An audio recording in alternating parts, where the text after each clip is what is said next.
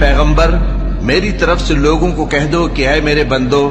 جنہوں نے اپنی جانوں پر زیادتی کی ہے اللہ کی رحمت سے نا امید نہ ہونا، اللہ تو سب گناہوں کو بخش دیتا ہے، بے شک وہی تو ہے بڑا بخشنے والا بڑا مہربان۔ اور اس سے پہلے کہ تم پر عذاب آ واقع ہو اپنے پروردگار کی طرف رجوع کرو اور اس کے فرما بردار ہو جاؤ، ورنہ بعد میں تم کو مدد نہیں ملے گی۔ اور اس سے پہلے کہ تم پر ناگہاں عذاب آ جائے اور تم کو خبر بھی نہ ہو اس نہایت اچھی کتاب کی جو تمہارے پروردگار کی طرف سے تمہاری جانب نازل ہوئی ہے پیروی کرو۔ ایسا نہ ہو کہ اس وقت کوئی شخص کہنے لگے کہ ہائے اس کوتاہی پر افسوس ہے جو میں نے اللہ کا حق ماننے میں کی اور میں تو ہنسی ہی کرتا رہا، یا یہ کہنے لگے کہ اگر اللہ مجھ کو ہدایت دیتا تو میں بھی پرہیزگاروں میں ہوتا،